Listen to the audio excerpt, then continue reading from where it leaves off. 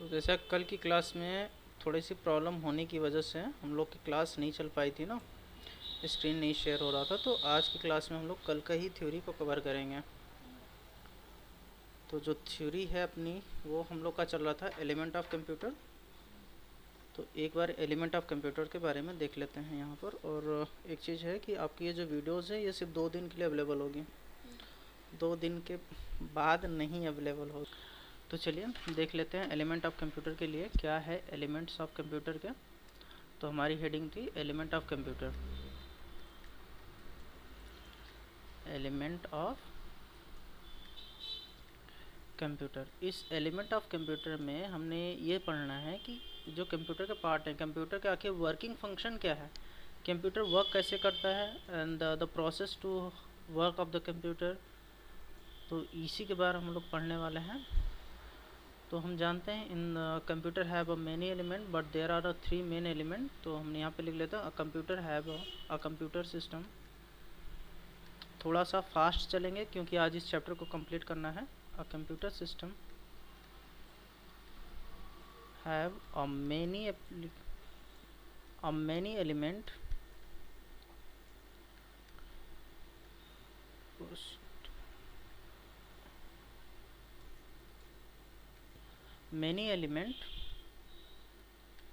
but it has 3 most या main element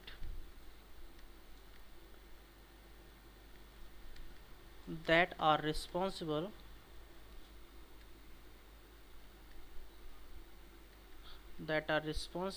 to perform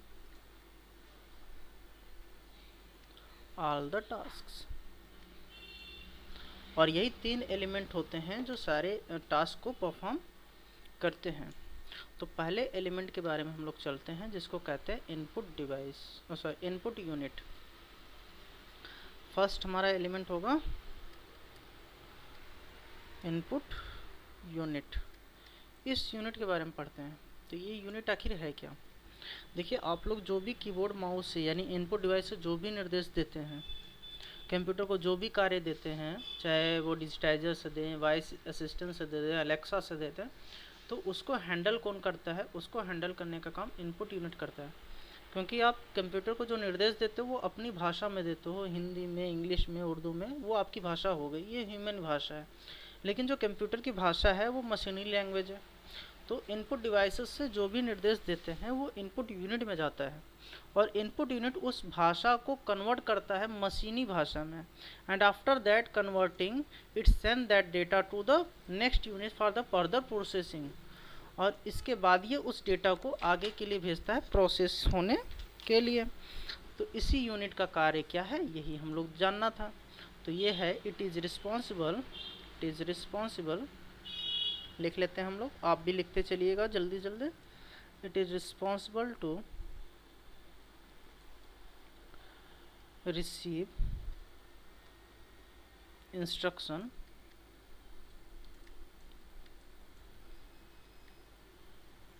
from input devices and convert it to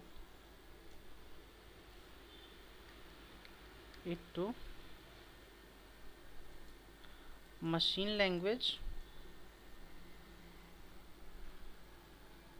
and send it होगा ना। तो ये गलत लिख दिया है, इरेजर से पहले इसको हटा देते हैं हम लोग। And send this to the next unit for processing.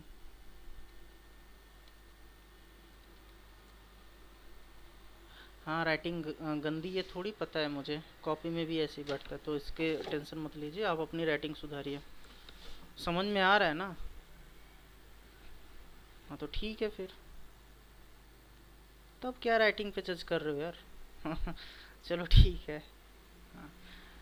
Next unit for the processing. और अगली यूनिट कौन सी होगी? वो होगा सीपीयू के बारे में हमारा। जिसको कहते हैं सेंट्रल प्रोसेसिंग यूनिट, और इसी को प्रोसेस यूनिट के भी नाम से जानते हैं। It is also known as a process unit. तो हम यहाँ पे नहीं लिख रहेंगे, नोट पॉइंट में लिख देंगे। चलो ठीक है। हाँ, तो it is responsible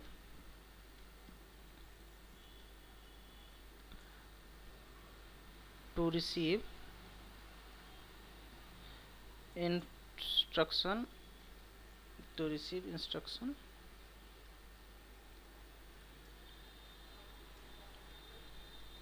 it is responsible to receive instruction किससे रिसीव करता है?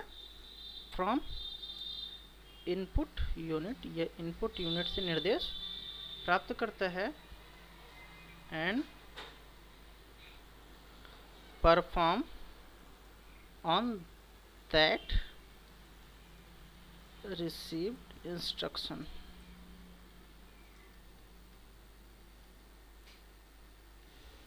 और उसी इंस्ट्रक्शन पे परफॉर्म करता है। It has 3 unit to perform, it has 3 unit to perform on all instruction. तो ये कहा गया कि ये जो है ये कम्बिनेशन है सीपीयू, ठीक है। इसके पास 3 यूनिट हैं जो सारे इंस्ट्रक्शन पे कार्य करेंगे। अभी तक तो ये पढ़ा गया कि सीपीयू जिम्मेदार है सारी चीज़ों को करने के लिए, लेकिन ये पता चला कि सीपीयू के अंदर 3 यूनिट और हैं जो उन सारे कार्यों को करते हैं। किसके लिए? सीपीयू के लिए, ठीक है। तो इस पे पहला यूनिट हम लोग देख लेते हैं। ए पॉइंट हम डाल लेते हैं यहाँ पर, कंट्रोल यूनिट। और इस यूनिट का शॉर्ट फॉर्म सीयू के नाम से भी जाना जाता है, कंट्रोल यूनिट। तो इसमें होता है it is responsible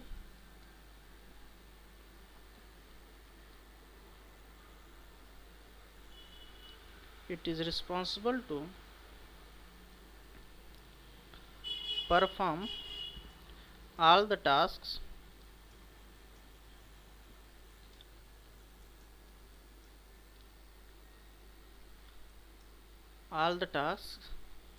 except the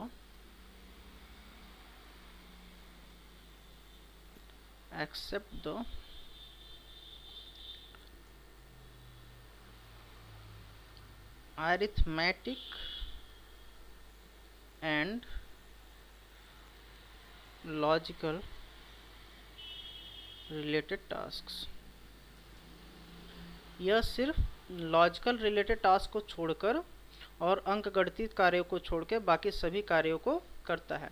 तब बात आई कि ये कार्य को कौन करता है। देखो, कंट्रोल यूनिट के पास जाता है डेटा, तो ये जिम्मेदार होता है जो भी इंस्ट्रक्शन आया होगा ये उस पर कार्य करेगा, लेकिन यह उस इंस्ट्रक्शन पे कार्य नहीं करेगा जो कि निर्देश अरिथमेटिक के हों और लॉजिकल फंक्शन से रिलेटेड हों।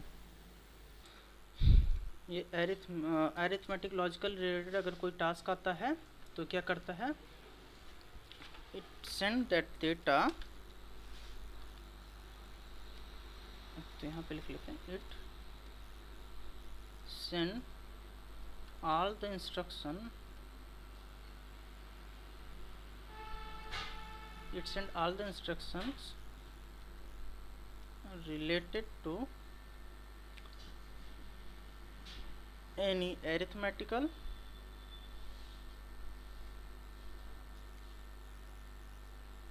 and logical related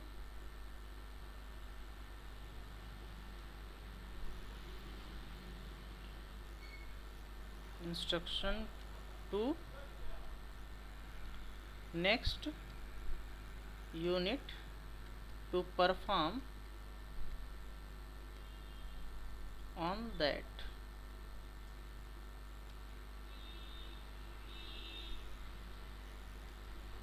instructions। और वो कौन सी यूनिट होती है? ये कह रहा है कि अगर मेरे पास कोई ऐसा डेटा आता है, या सारे डेटा को मैं बात कर रहा हूँ, अगर कोई भी डेटा आता है जो अरिथमेटिक से संबंधित हो या तर्क से संबंधित हो तो यह उसको आगे की यूनिट को भेज देता है कि उस डेटा पे कार्य करने के लिए। और आगे की यूनिट कौन होती है? ALU, it send that data to perform on that instruction. Next unit, unit कौन होगी? नेक्स्ट यूनिट कौन होगा? नेक्स्ट यूनिट हमारा होगा ALU। यहाँ पर देखो हम ब्रैकेट में कर दे रहे हैं, आप लिख लीजिएगा ALU। ये ALU के पास डेटा भेज देता है, तो हमारा नेक्स्ट हेडिंग हो जाएगा ALU, जिसका फुल नेम क्या है? Arithmetic and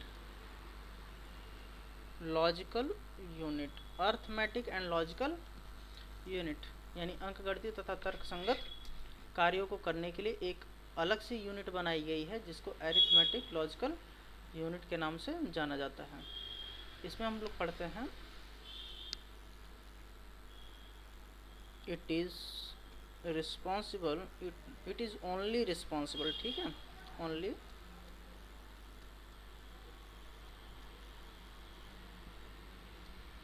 to perform the tasks that related to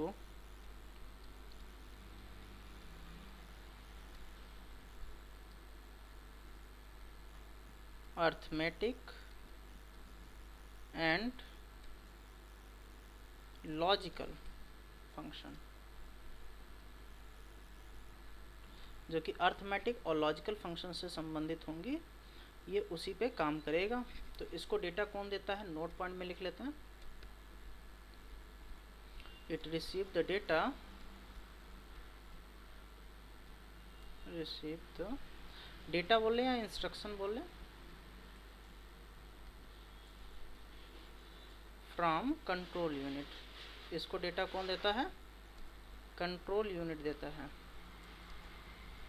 after performing on received instruction, इसी में लिख देते हैं after performing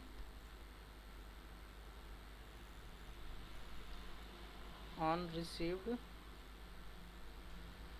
instruction, after performing on received instruction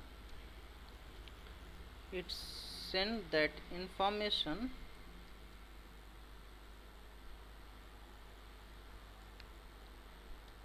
to the control unit.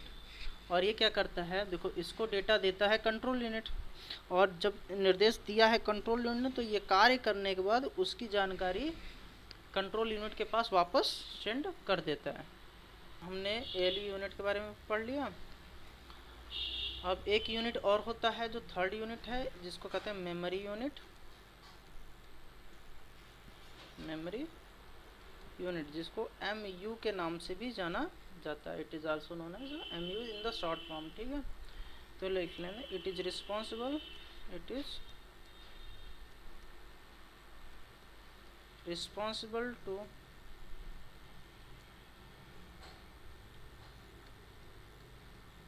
keep all instruction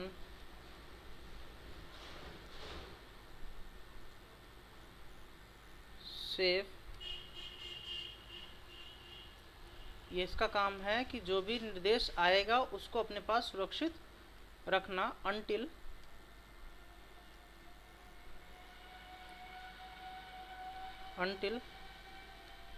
the work is not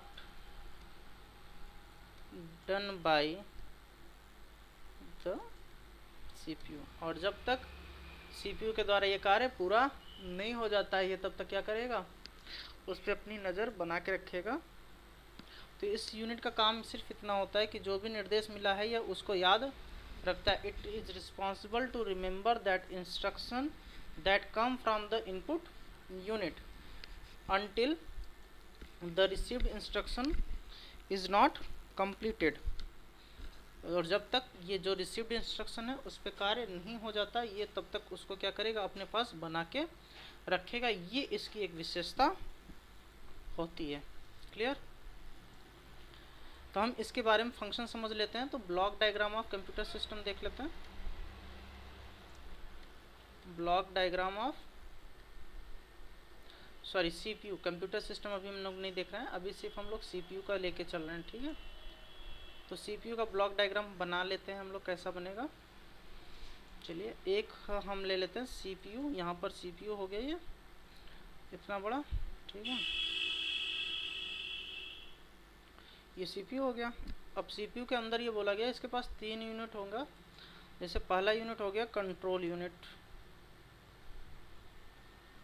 control unit, फिर ALU unit है, क्या हुआ, फिर मेमोरी यूनिट है। ब्लॉक डायग्राम आप कंप्यूटर में देख लेते हैं, ये 3 यूनिट होते हैं। तो देखो जो इनपुट का डेटा आता है वो इनपुट डिवाइस से निकला, इनपुट यूनिट से निकल कर कहाँ आ गया, सीपीयू के पास। सीपीयू के पास आने के बाद ये दोनों के पास चला जाता है, एक तो कंट्रोल यूनिट के पास जाएगा ताकि सारे कार्य करे, ठीक है, और ये दोनों आपस में एक दूसरे से इंफॉर्मेशन शेयर करते हैं, और फिर यहाँ से निकलता है किसके लिए, आउटपुट डिवाइस के लिए। लेकिन जब कोई कार्य ऐसा आता है जो कि अंकगणितीय कार्य होता है, वो भेजा जाता है ALU के पास। ALU उस कार्य को भेज देता है फिर से वापस कंट्रोल यूनिट के द्वारा। लेकिन साथ साथ यह मेमोरी यूनिट को भी इंफॉर्मेशन देता है कि जो आपने कंट्रोल यूनिट ने मुझे टास्क दिया था मैंने वो कर लिया। नहीं तो मेमोरी यूनिट को यही पता है ना कि ALU के पास कंट्रोल ने टास्क दिया है लेकिन ALU ने भी कार्य नहीं किया है। तो ये फंक्शन आपको यहाँ पर देखने को मिलेगा। ब्लॉक डायग्राम ऑफ आएगा या फिर एग्जाम में आता है एलिमेंट ऑफ कंप्यूटर सिस्टम, तो सॉरी एलिमेंट ऑफ सीपीयू। तो सीपीयू में 3 एलिमेंट है, control unit, arithmetic logical unit और मेमोरी यूनिट। यही 3 यूनिट हैं, इसी 3 यूनिट के बारे में हम लोग पढ़ते हैं। नेक्स्ट चलते हैं हम लोग। तीसरा नंबर हमारा कौन सा था जी, कितने हो गया, इनपुट ही हो गया, सीपीयू हो गया। थर्ड हमारा चलेगा, थर्ड यूनिट हो गया आउटपुट यूनिट, आउटपुट यूनिट। इसमें लिख लेते हैं it is responsible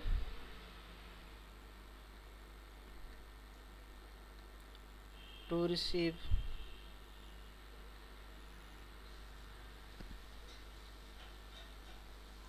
information,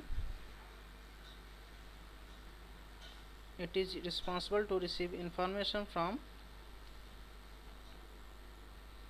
CPU या process unit and convert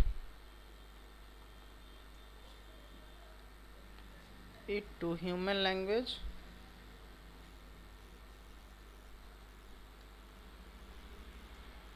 human language and convert it to the human language and show the result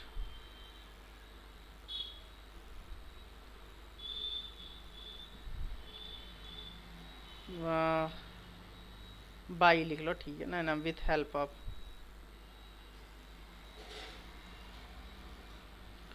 with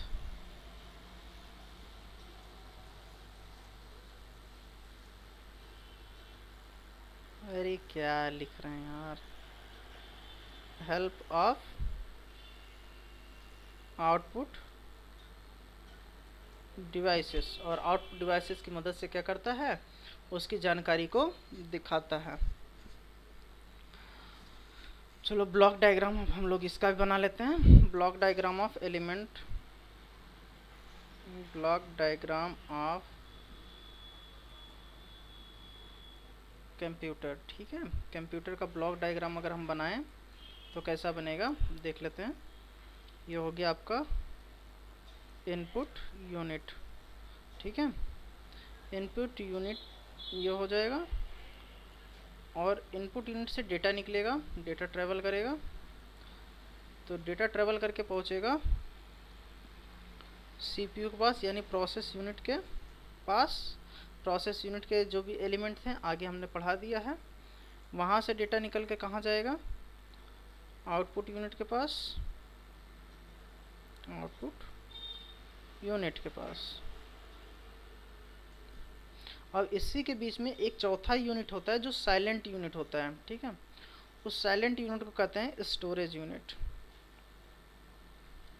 क्योंकि जितने भी डेटाज हैं, इंफॉर्मेशन है, वो कहाँ स्टोर होंगे, स्टोरेज यूनिट में ही स्टोर होंगे। और स्टोरेज किसके साथ कार्य करेगा, सीपीयू से जानकारी लेगा और सीपीयू को जानकारी देगा। ये आपका एलिमेंट ऑफ कंप्यूटर का ब्लॉक डायग्राम आपका बन गया। ठीक है, आई होप कि आपको इतना समझ में आ गया होगा। फिर भी अगर कोई क्वेश्चन है तो ऑन कॉल पे पूछ लीजिएगा। ठीक है, कोई क्वेश्चन है तो ऑन कॉल पे पूछिएगा।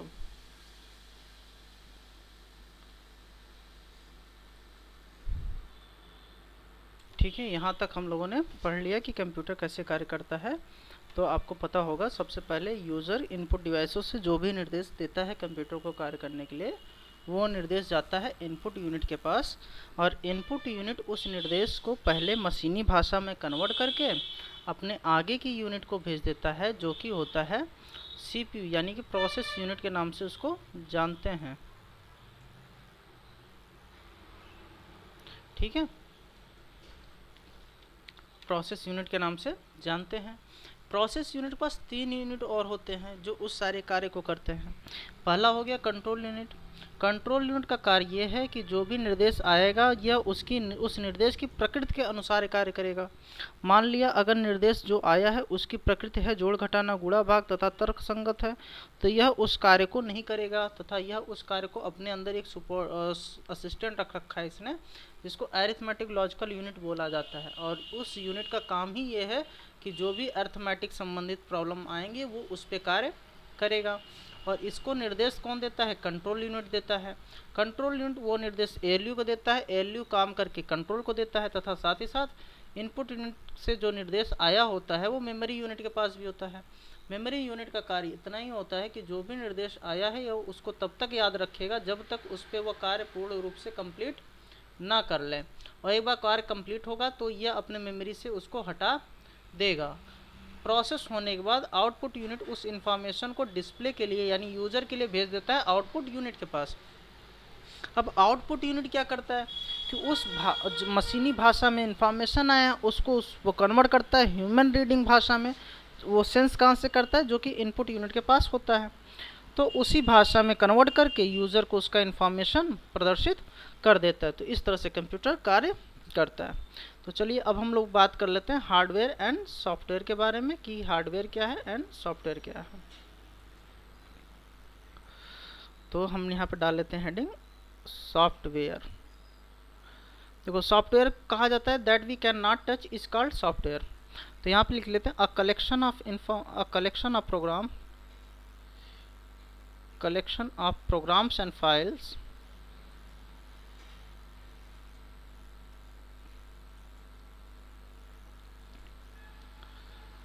is called software. और एक सिंपल भाषा में ये जानते हैं that we can not touch, जिसको हम टच नहीं कर सकते वो सॉफ्टवेयर होता है। बट अ सॉफ्टवेयर, तो कलेक्शन ऑफ प्रोग्राम्स क्या कहलाता है, program and file is called software. और सॉफ्टवेयर ही होता है जो सारे हार्डवेयर को मैनेज करता है। तो it manage and operate all hardware devices. जो सॉफ्टवेयर होते हैं वही हार्डवेयर डिवाइसेस को क्या करते हैं, मैनेज करते हैं, जो कि उनको ड्राइवर के नाम से भी जाना जाता है। क्लियर हो गया। तो हम सेकंड पॉइंट पे हेडिंग डालेंगे हार्डवेयर।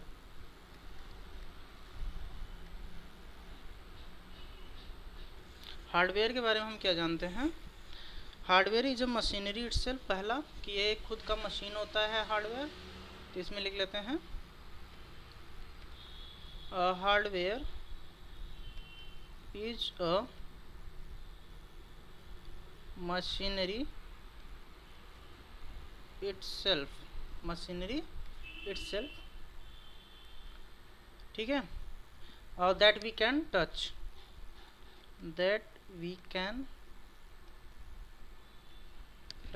और जिसको हम लोग टच कर सकते हैं। जैसे इंसानों का शरीर क्या है, वो हार्डवेयर का एक पार्ट है। ठीक है, तो यहाँ पर हम इसको मशीन को टच कर सकते हैं। एक थर्ड में हम लोग लिखते हैं फर्मवेयर। फर्मवेयर क्या होता है? फर्मवेयर को थोड़ा इस तरह से जान लेते हैं। A device that available with hardware as well as software is called firmware. और वो क्या कहलाता है? फर्मवेयर कहलाता है। ऐसा डिवाइस जो हार्डवेयर के साथ साथ सॉफ्टवेयर में भी अवेलेबल होता है उसको फर्मवेयर के नाम से जानते हैं, वही फर्मवेयर कहलाता है। क्लियर हो गया इतना? चलिए एग्जाम्पल देख लेते हैं। एग्जाम्पल की बात करें, बायोस आपका फर्मवेयर के साथ साथ, मतलब हार्डवेयर के साथ साथ फर्मवेयर है।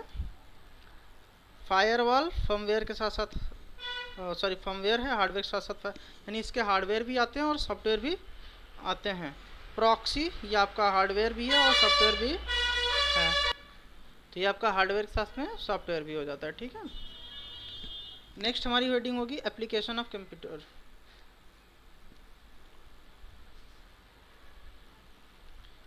एप्लीकेशन ऑफ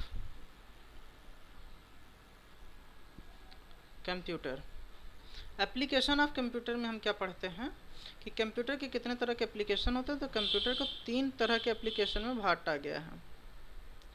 कितने तरह के? 3। पहला हो जाएगा स्टैंडर्ड,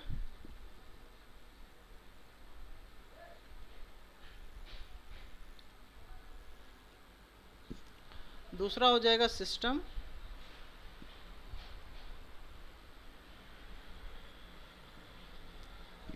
थर्ड हो जाएगा आपका यूटिलिटी।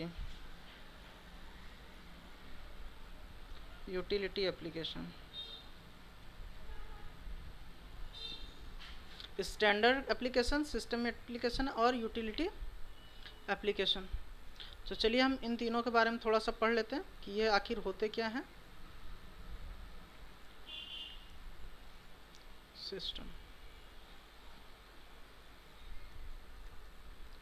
एप्लीकेशन और एप्लीकेशन, ठीक है।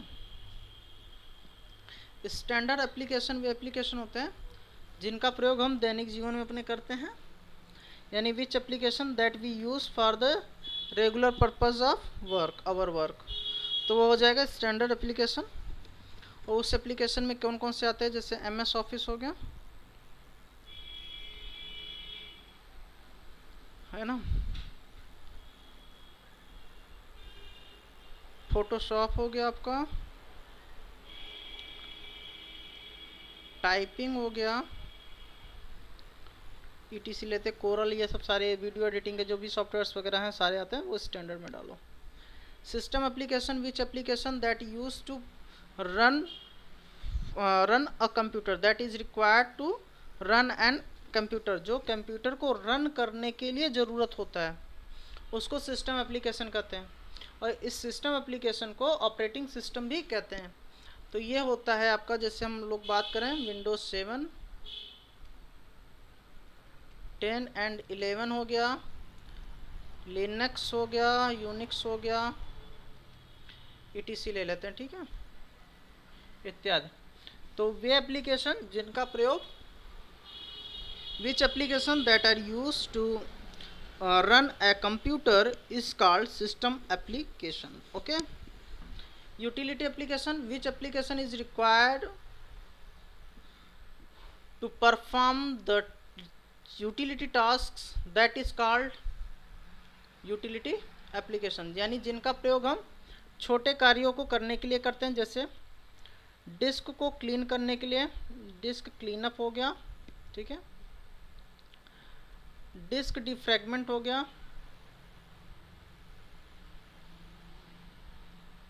डिस्क डिफ्रैगमेंट के बाद अगर हम देखें इसमें तो कैलकुलेटर हो गया,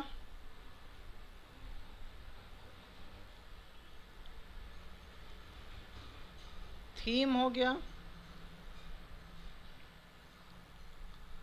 कैलेंडर, ये इसके यूटिलिटी होते हैं, ठीक है। इसको यूटिलिटी एप्लीकेशन के नाम से हम लोग जानते हैं। यहाँ पे हम लोगों ने क्या क्या कवर कर लिया आज आपको, element of computer system, software क्या है, हार्डवेयर क्या है तथा फर्मवेयर क्या है। साथ में ही एप्लीकेशन ऑफ कंप्यूटर सिस्टम के कितने एप्लीकेशन है, स्टैंडर्ड एप्लीकेशन, सिस्टम एप्लीकेशन और यूटिलिटी एप्लीकेशन। अब एक बार हम देख लेते हैं software type,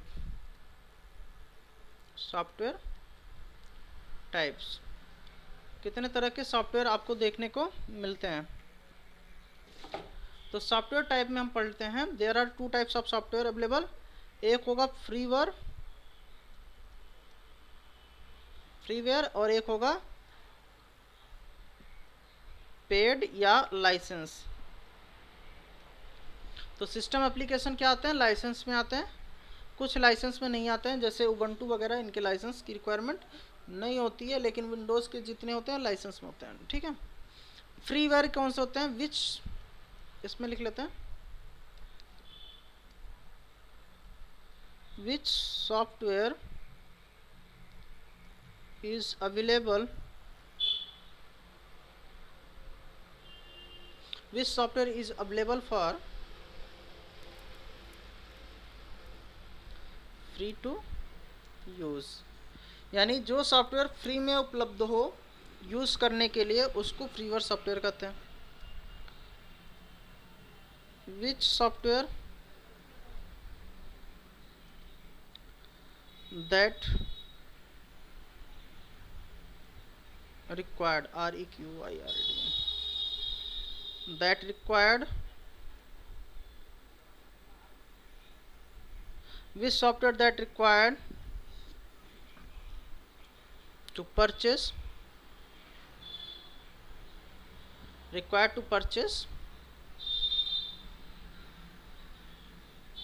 is called paid या लाइसेंस सॉफ्टवेयर। जैसे MS ऑफिस वगैरह कौन से सॉफ्टवेयर होते हैं, ये पेड लाइसेंस के साथ में आते हैं, इनका लाइसेंस लेने की ज़रूरत होती है, फ्री के सॉफ्टवेयर नहीं होते हैं। और एक चीज़ मैं और बताऊं, कुछ बच्चों के मन में होता है कि वो लाइसेंस का सॉफ्टवेयर नहीं लेंगे, वो सॉफ्टवेयर डाउनलोड करेंगे लेकिन उसको क्रैक कर देंगे, उसका सीरियल नंबर क्रैक कर देंगे या फिर उसका लाइसेंस क्रैक कर देंगे। इससे उनका काम तो हो जाता है, बट ये एक तरह से इलीगल है। इस तरह से कार्यों को करने से बचना चाहिए। और दूसरी चीज़ है कि जो फ्री के हम लोग ने क्रैक किया है उससे हमारे सिस्टम में वायरसेस वगैरह आने की संभावनाएं बढ़ जाते हैं, ठीक है। लेकिन जो पेड लाइसेंस होते हैं वो कंपनी उसकी ऑनरशिप लेती है। अगर उस एप्लीकेशन में कोई प्रॉब्लम आता है, कोई समस्या आती है या वो सही से काम नहीं कर रहा है, बार बार क्रैश हो रहा है, तो आप इसके लिए डायरेक्ट उस कंपनी से सपोर्ट ले सकते हैं। लेकिन फ्रीवेयर में आप या फिर आप उसको क्या कर दिया है, आपने डाउनलोड किया, क्रैक कर लिया। जैसे ऑपरेटिंग सिस्टम विंडोज़ 10, 7, इन सबको क्या किया जाता है, लाइसेंस नहीं खरीदते हैं, वो क्रैक कर देते हैं। और आप जब क्रैक करते हो किसी चीज़ को तो वो लाइसेंस गेट नहीं करता है, वो एक फॉल्स लाइसेंस स्टेटमेंट दिखाता है आपको, जिसके बाद की समस्याएं ये हो जाती हैं कि आपके पास काउंटर फिटिंग का मैसेज आ सकता है कि आपने सॉफ्टवेयर की काउंटर फिटिंग की है। और जब सॉफ्टवेयर को आपने लीगल लिया तो आपके पास एक लीगल मैसेज भी आ सकता है, हो सकता है आपके पास लीगल नोटिस भी आ सके। तो एक तरीके से ये इलीगल एक्टिविटीज़ है, हमें इन सब से बचना चाहिए। और एक चीज़ का मिथक है कि हम लोग फ्री में यूज़ कर लेते हैं, बट फ्री के जो चीज़ें होते हैं उसमें सारे फंक्शंस सही से काम नहीं करते हैं, उसमें क्रैश होने की संभावनाएं काफ़ी हद तक होती हैं, विंडोज़ अपडेट वगैरह नहीं उठा पाता है उस सिस्टम का। सो आपको ऐसे सॉफ्टवेयर से बचना चाहिए। चलिए, हमने यहाँ पर आज पूरा कंप्लीट कर लिया इस चैप्टर को, ठीक है। अब इस चैप्टर का माइंड मैप देख लेते हैं।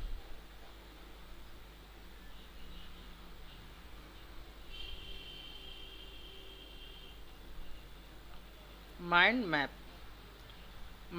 पहला हमने लिया टाइप्स ऑफ कंप्यूटर। तो कंप्यूटर के टाइप्स कितने हैं, 4। एक है mini, micro computer, mainframe computer, super computer. Mini, micro, mainframe, super types का कंप्यूटर हो गया। इंटरफेस कितने आएंगे? तो 3, analogue, digital, hybrid. Analogue, digital और हाइब्रिड ये आपका इंटरफेस है।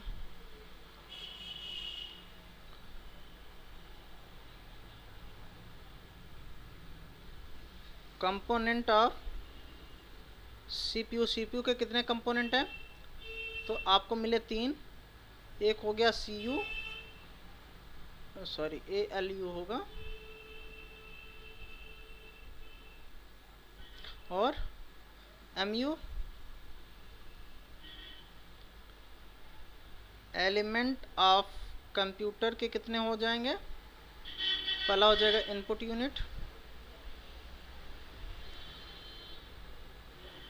प्रोसेस यूनिट, थर्ड आपका हो जाएगा आउटपुट यूनिट, और एक यूनिट और है जो स्टोरेज यूनिट, वो साइलेंट यूनिट है ना, तो उसको मैं मेंशन नहीं कर रहा हूँ। जनरेशन आपने पढ़ाई है। एप्लीकेशन ऑफ कंप्यूटर कितने तरह के? 3, स्टैंडर्ड, सिस्टम, और हो जाएगा यूटिलिटी। स्टैंडर्ड, सिस्टम और यूटिलिटी 3 एप्लीकेशन हो गए।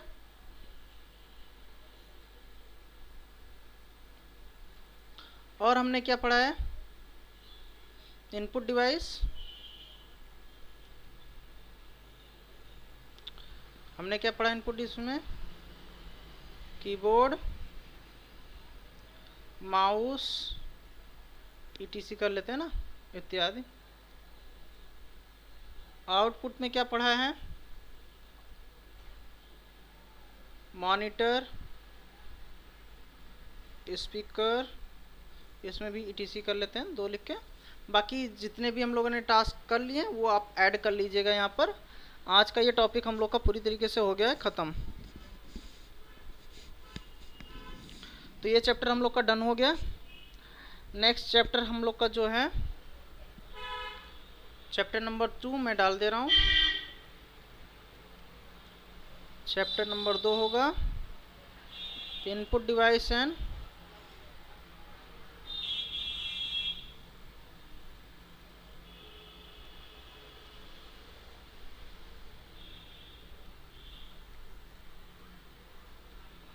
Input device and output device.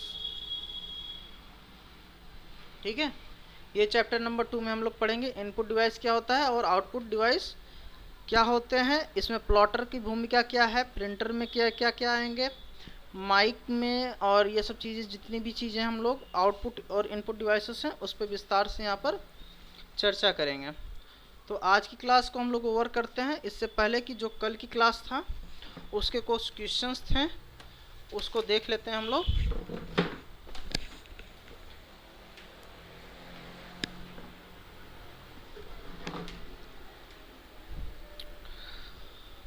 तो जो क्वेश्चंस थे आप लोग के, पहला क्वेश्चन था व्हाट इज डेटा। तो आंसर होगा collection of information is called data. Difference between primary memory and secondary memory. The primary memory is a temporary memory but a secondary memory is a permanent memory. And the second is the primary memory have a 2 types of memory, RAM and ROM, while secondary memory have a single memory that is a hard disk, SSD. The secondary memory has a various type of memory like hard disk, SSD types. ठीक है, and the primary memory is also known as RAM and ROM between, and there is a 2 parts of RAM, SRAM and DRAM, while secondary does not have any option for the wallet. Primary in a primary memory there are 2 types of memory, volatile memory and non volatile memory, while secondary memory has a non volatile memory also, not in a volatile. secondary में कोई volatile memory नहीं होता है, ठीक है. What is SMPS? SMPS is stand form switch mode power supply, and it is used to provide the electricity of computer system while converting the input data as a AC power to converting to the DC power, and it is regenerate the 12 watt. कितना इसका power ratio होता है 12. Right, all component of the motherboard. The total component of the motherboard is that in the many forms like USB port, audio port, VGA/HDMI port, PCIe slot, RAM slot, CMOS socket, north bridge, south bridge, है ना, parallel port, PS2 port, audio jack, HDMI port, LAN port, graphics slots, तो बहुत सारे होते हैं, ठीक है. ETC लिख देना. What is input and output devices? Right minimum 8 example of both. Input और आउटपुट के 8 एग्जांपल आपको लिखने थे, जिसमें से 2-3 एग्जांपल के से काम नहीं बनेंगे, उसको आप पूरा करिए. Which device that we use to take the information from the computer is called output device, and which device that we use to give the information give the instruction to the computer is called input device. Very good. Use of the computer in modern day. In a modern day we are using the देखो इसका answer देख लो. सही है. विकास ने लिखा है answer number 6 में 5th generation of computer. That is very good. But in a modern day the computer are used in various fields like technology, machinery, health, educations, minings, research, neurologist, all the things that we are seen that everywhere right now we are using the computer, and the latest technology and the latest generation of the modern computer is generation 5th. okay, तो यहाँ तक हम लोग का cover हो गया. तो कल से हम लोग जो क्लास अपना करेंगे input device and output device के, कल आई होप कि ये क्लासेस बड़ी क्लासेस होगी, क्योंकि हाफ क्लास था तो आज का, तो ये क्लास ओवर हो गया. ठीक है, हम लोग मिलते हैं नेक्स्ट क्लासेस में. आप लोगों से रिक्वेस्ट है, ये वीडियोस 2 दिन के लिए ही पब्लिक में रहेगा, उसके बाद ये प्राइवेट में कन्वर्ट हो जाएगा. तो आप लोग अपनी इन्फॉर्मेशन सारे शेयर करिएगा and make your progress report any time. और कोई भी क्वेश्चन राह चल रहे हैं तब भी याद आ गया, फिर कभी भी याद आ जाए, whenever you remember any of the question, whenever you think that you stuck in some question and have some issues or some doubts, please make a call or put a message on our official numbers, that is 9910407638. and all the guys we know that this is a running batch, so हम इसमें ज़्यादा लोगों को अब enrol नहीं कर पाएंगे. अगर हम लोग 3 चैप्टर तक क्रॉस कर जाते हैं, अगर इंट्रोडक्शन की बुक हम लोग क्लियर कर लेते हैं, तो इस सेशन में इस बैच में पॉसिबिलिटीज़ कम है, 80% की पॉसिबिलिटीज़ कम है. या फिर आप डिप्लोमा होल्डर हैं या फिर बेसिक कंप्यूटर का नॉलेज आप लेके आए हैं, एडीसी वगैरह करके आए हैं, देन हम लोग आपकी इसमें एंट्री लेंगे. अदरवाइज आपको फिर से नए सेशन में ही आना होगा. सो आपसे मिलते हैं नेक्स्ट सेशन में, जिसमें हम लोग सीखेंगे कैसे हम लोग इनपुट डिवाइस आउटपुट डिवाइस को मैनेज करेंगे, उसमें क्या फीचर्स होते हैं. तो चलिए फिर नेक्स्ट क्लास में आपसे मिलते हैं. ठीक है, और कहीं कोई प्रॉब्लम आए so please be on touch. Thank you.